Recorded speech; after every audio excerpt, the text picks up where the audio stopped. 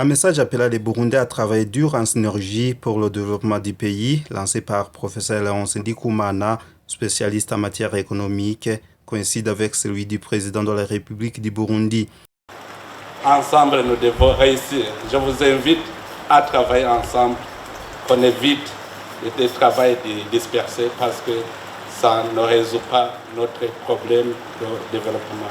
C'était lors de la conférence de recadre œuvrant au secteur économique, administrateurs, directeurs généraux des banques, spécialistes en économie, qu'a participé le président de la République du Burundi, que ce soit Dr Janvier Désiré Nkurunziza, professeur Léonce Ndikumana, tous conférenciers, font savoir qu'il faut que les Burundais se diagnostiquent premièrement pour être conscients de leur situation économique, tracer la vision qui aide à la mise en place des objectifs, trouver des stratégies pour ensuite instaurer des instruments afin d'atteindre l'objectif principal qui n'est autre que le développement du pays tel qu'il est souhaité être. Cela exige l'attelation de la population au travail.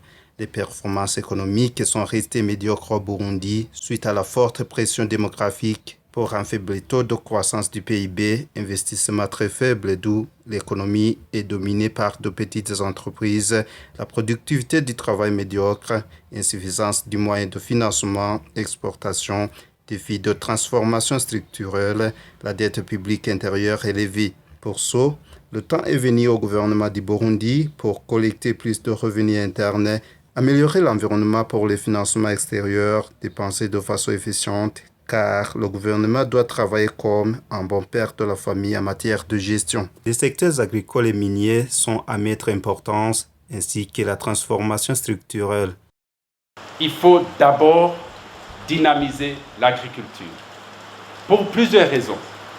Vous nourrissez les gens, vous créez de l'emploi et vous créez des sources d'exportation. Et ça peut être un tremplin pour l'industrialisation. Mais une vérité, c'est que l'agriculture, comme nous l'avons connue en grandissant, ne peut pas être un moteur de développement. Mais l'agriculture dynamique, où il y a de la production et de la transformation et de la commercialisation, oui, ça c'est un grand moteur de la croissance. Le point central pour l'agriculture, c'est qu'il faut augmenter la productivité, il faut développer les chaînes de valeur, il faut stimuler l'exportation. Et là, il faut penser les instruments. Je vous ai dit, il faut avoir une stratégie, il faut avoir les instruments. Un des instruments, c'est les financements publics. Sur l'économie burundaise, la part du crédit bancaire qui va à l'économie n'a jamais dépassé 3%. Si vous ne prenez pas le risque pour financer l'agriculture, on n'aura pas créé des emplois, on n'aura pas fait la transformation. Donc, il faut trouver une façon de booster vraiment les ressources qui vont dans l'agriculture. La majorité des pays ne savent même pas combien ils ont comme ressources. Il faut investir dans la prospection. Donc, le Burundi, s'il veut dynamiser le secteur minier, doit investir dans la formation pour qu'on ait les connaissances pour pouvoir gérer ce secteur.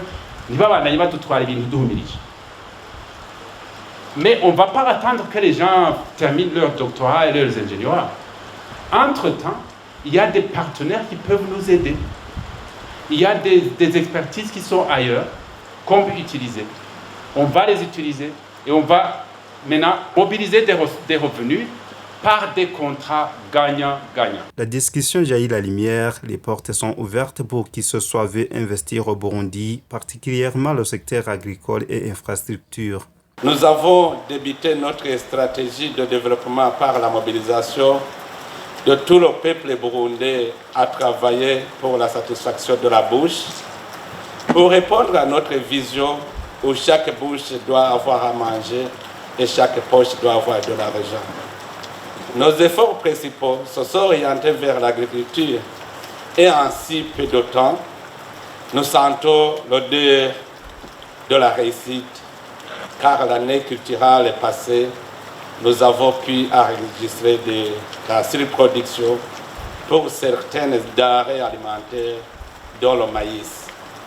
Et maintenant, nous nous attelons au travail pour aussi avoir la surproduction sur les cultures de céréales et de tubercules, comme le riz et la pomme de terre.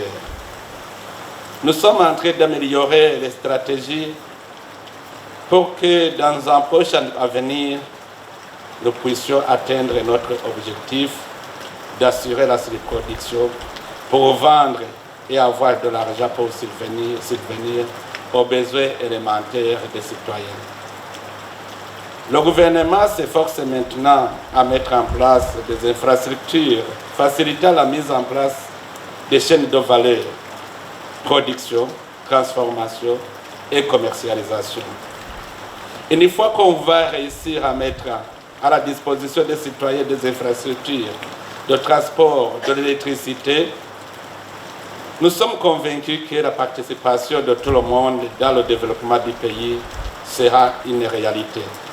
Ensemble, le développement est possible. Turi kumwe twese birashoboka. Le président de la République du Burundi, Evariste Ndayishimiye, invite les Burundais vivant à l'étranger de venir contribuer selon leurs capacités distinguées pour le développement de leur pays natal. L'objectif global du pays est d'atteindre le niveau des pays à niveau de revenus intermédiaires puis émergents d'ici 20 ans.